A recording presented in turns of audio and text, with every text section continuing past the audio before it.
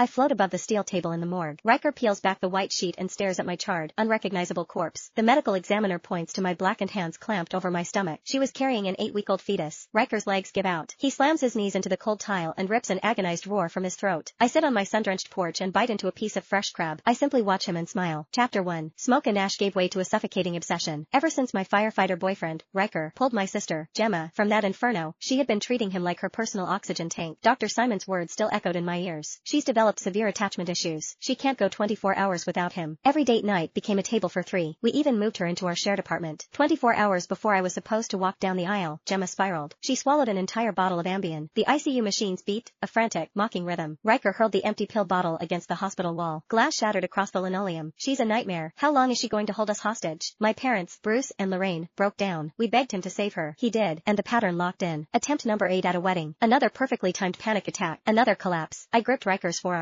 My nails dug into his skin. The courthouse. Please, let's just sign the papers first. He wrenched his arm away. The force sent me stumbling back. Are you out of your mind? His jaw ticked. A massive red flag I always ignored. Gemma is practically dying, and you're obsessed with a piece of paper. Selfish. A sharp sting exploded across my cheek. Lorraine stood over me, chest heaving, tears streaming down her face. You know she can't breathe without him. You're rushing this wedding just to kill your own sister. They didn't look back. They sprinted down the hallway, leaving me in the dust. A heavy, metallic sigh echoed in my skull. Time is up, Maeve. Arlo's voice was flat, robotic. You turn 30 tomorrow. 24 hours left to marry the male lead, or you will be completely erased from existence. I pulled out my phone. The screen glowed with the birthday countdown widget Riker had installed for me months ago. A broken laugh ripped from my throat. It tasted like blood and ash. My vision blurred. Hot, pathetic tears tracked down my stinging cheek. The sterile smell of the hospital hit me like a physical blow. Gemma was awake. She was drowning in Riker's oversized CFD training shirt, her head tucked perfectly into the crook of his neck. The door clicked shut behind me. Her gaze locked onto the diamond on my left hand. Then, it dropped to Riker's large hand gripping her waist. Why are you and Riker wearing matching rings? Her voice was whisper thin. Did I ruin your special day again, Maeve? No, never. Lorraine lunged at me. Her fingers dug into my knuckles. She forcefully twisted the wedding band off my finger. The metal scraped my skin raw. This is a special gift. Lorraine stuttered, forcing a wide smile. Your sister and Riker bought it just for you. A matching set. One for you, one for him. Gemma gasped, pressing both hands over her mouth. Really? I love it so much. Riker didn't even flinch. He took her delicate hand and slid my ring onto her finger. Yeah, his voice was incredibly soft, a tone he rarely used on me anymore. Knew you'd love the sparkle. All for you. A sharp, throbbing ache pulsed in my stripped finger. Bruce and Lorraine crowded around the bed, cooing and snapping photos of the happy couple on their phones. I stood in the corner, a ghost in my own life. My fingernails sliced crescent moons into my palms. I waited. I stood completely still until the monitors showed her heart rate steadying, until Riker finally coaxed her to sleep. I stepped closer. My trembling fingers caught the edge of his t-shirt. Riker. The word barely scraped past the lump in my throat. She's out. Please, let's just go to the courthouse. Right now. His head snapped up. Total disgust twisted his features. His hand immediately covered Gemma's ear, shielding her from my existence. Are you in that much of a rush? He hissed, keeping his voice dangerously low. It took me hours to get her to smile. And you want to leave her here? Acid burned the back of my throat. My lungs simply stopped working. Do you remember? I choked on the air. Do you remember what I told you? That if I don't marry you before I turn 30, I'll literally die? A glowing, blood-red hourglass materialized in my field of vision. Arlo's countdown. 23 hours left. The rhythmic tick-tock vibrated against my skull like a reaper's scythe dragging across concrete. My knees threatened to buckle. I will die, Riker. I'm not making it up. Just drive me to the courthouse. 10 minutes. That's all I'm asking. Chapter 2. Riker's jaw tightened, a deep crease forming between his brows. Maeve, I am not doing this with you right now, he snapped. Simon said another 10 minutes and Gemma would be brain dead. They just pumped her stomach. I am not leaving her side. Lorraine dug her acrylics into my shoulder, her voice a venomous hiss. What kind of sister are you? Your sister was literally fighting for her life, and you're whining about a wedding? The commotion stirred Gemma. Her pale fingers weakly curled into the fabric of Riker's sleeve. Where are you guys going? It's fine. Just leave me your jacket, Riker. I'll be okay. She blinked up at me, huge tears spilling over her lashes. Please don't be mad at me, Maeve. I don't want to be this needy. I just need a scent to ground me. You guys go. Riker practically dove back onto the mattress, hauling her against his chest. I'm not going anywhere. I've got you. He shot a pointed look over his shoulder at Lorraine. Lorraine shoved me hard toward the hallway. Go get her some Panera. She needs soup. Now. I scrambled, catching Lorraine's wrist. Mom, please. I'm not making this up. Just give me 30 minutes with him. There's a system. If I don't marry Riker before I turn 30, it will erase me. I will cease to exist. Lorraine's face twisted with pure disgust. She swung her designer purse, slamming the heavy buckle into my ribs. You sick, jealous girl. Your sister is in the hospital and you're making up sci-fi delusions for attention? She swung again. It's just a piece of paper. Let him take care of her for one night. You are unbelievably toxic. Bruce stood in the doorway, shaking his head in absolute disappointment. He slammed the heavy oak door right in my face. My knees gave out. The cold linoleum crashed against my shins. Air trapped in my windpipe. A severe tremor ripped through my spine. Above me, the glowing red hourglass bled out another massive chunk of sand. I wasn't lying. I pressed my forehead against the freezing hospital wall. Tomorrow, I become nothing. The hospital corridor was dead quiet when Riker finally stepped out. Maeve, look, I'm sorry. He ran a frustrated hand through his messy hair. I really cannot leave. Her anxiety is off the charts. She refuses her meds unless I'm the one giving them to her. I stared at the man I loved. My vision tunneled. Tomorrow morning, first thing, the courthouse. My voice was hollow, devoid of any pitch. Riker, I am out of time. He blinked, the tension draining from his shoulders. A slow, arrogant smirk tugged at the corner of his mouth. Damn, you're that obsessed with locking me down, huh? I didn't blink. I didn't smile back. Yes, the only reason I exist in this world is to marry you. He leaned in, his lips brushing my cheek, a fleeting, obligatory pressure. Alright, crazy, go home. I'll get her to sleep and meet you at the apartment. We'll be the first ones at the courthouse when the doors open. The warmth in his eyes acted like a momentary anesthetic. The crushing weight on my chest eased slightly. Just sign the papers. Then the nightmare ends. My hand subconsciously drifted to my lower stomach. The fabric of my shirt felt impossibly thin under my fingertips. I had a secret. A surprise waiting for him, once we were finally safe. Sunlight stabbed through the blinds. I shot up. The sheets beside me were cold, smooth. Riker never came home. 9 a.m. The spectral hourglass suspended in my vision was brutally half-empty. Beep. A long, piercing frequency split my skull. 12 hours remaining. Arlo's voice was devoid of mercy. Accelerate your progress, Maeve. I shoved our marriage license and IDs into my purse. My fingers shook uncontrollably as I typed out a text. Heading to the courthouse now. What's your ETA? I stood on the courthouse steps. The wind ripped right through my thin sweater. No response. I hit call. One ring. Call ended. He declined it. A text bubble finally popped up. Simon is doing morning rounds. Be a good girl and wait outside for a bit. A second later, a photo loaded. It was a selfie. Gemma, looking frail and delicate, was fast asleep. Her face was buried deep into the curve of Riker's neck.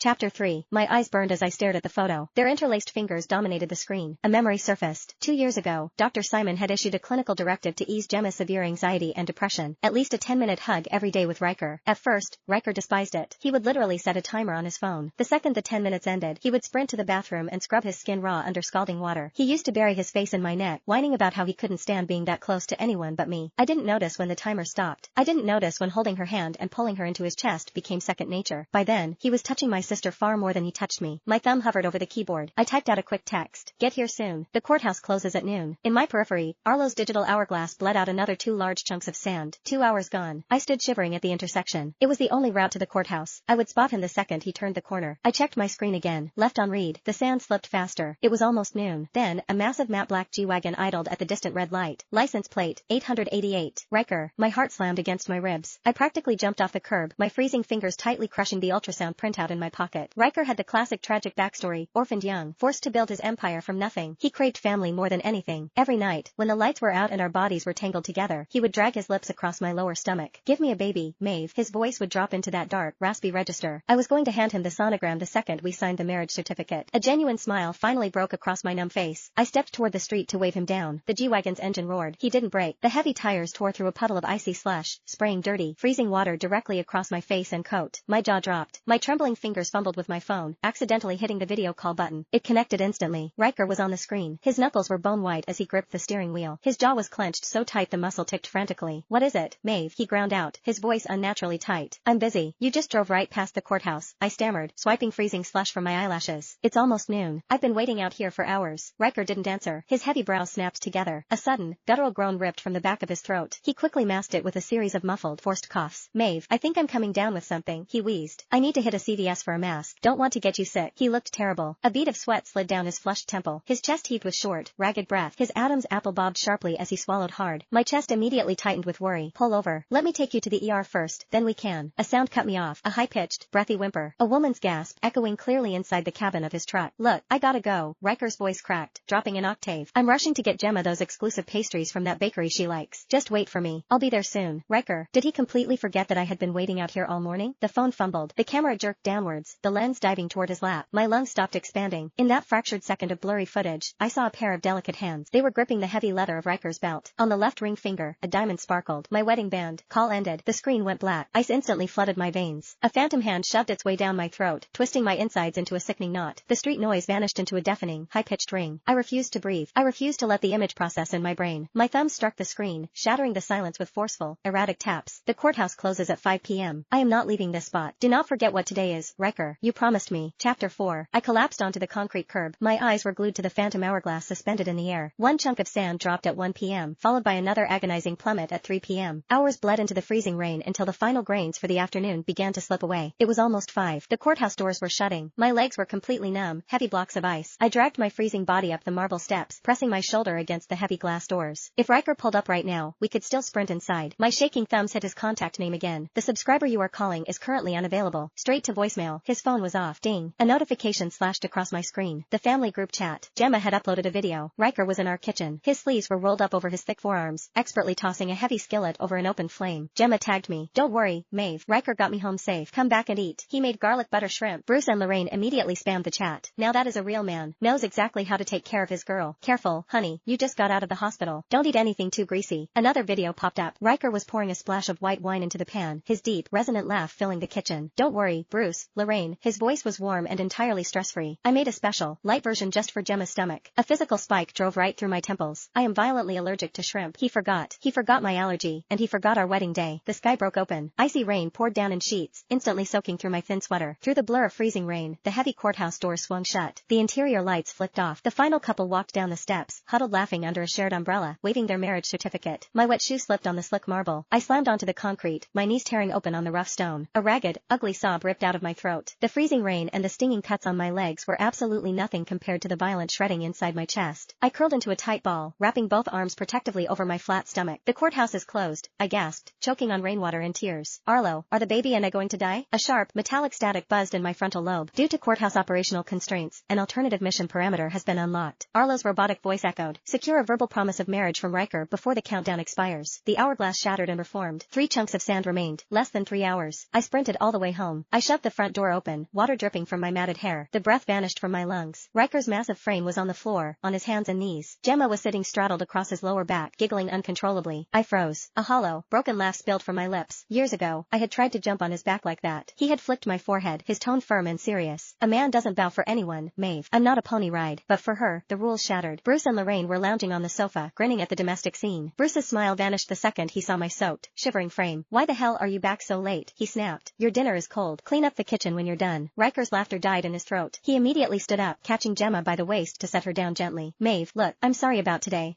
Riker. I cut him off. My trembling fingers reached into my soaked pocket and pulled out the crumpled, water-stained ultrasound printout. I'm pregnant. The living room plunged into a dead silence. My eyes locked onto his. Will you marry me? I choked out, my voice raw and desperate. Just say yes. Promise me right now, and I will forgive every single thing you did today. Riker turned to stone. His jaw slacked. His Adam's apple bobbed sharply as he swallowed, but no sound came out. Bruce and Lorraine leaped off the sofa. Lorraine lunged forward, slapping her hands tightly over Gemma's ears. Maeve, have you lost your damn mind? Lorraine screamed, her face flushed with fury. Your sister literally just got discharged. You are trying to trap him into a marriage with a fake pregnancy? Bruce roared, stepping aggressively toward me. Are you actively trying to kill your sister? I'm not lying. I refused to look at them. My eyes stayed ruthlessly pinned to Riker's frozen face. Chapter 5. It felt like an eternity before Riker finally spoke. His gaze never left Gemma's deathly pale face. Of course I will. He forced the words out. But you know Gemma's mental state right now. She can't handle us getting married. Total silence from Arlo. The deafening, rhythmic tick-tock in my skull didn't even skip a beat. I threw myself forward, my shaking fingers digging into his forearm. Riker, please. The desperation clawed at my throat. Just for the baby. Just mean it. Ask me to marry you, and mean it. Just once.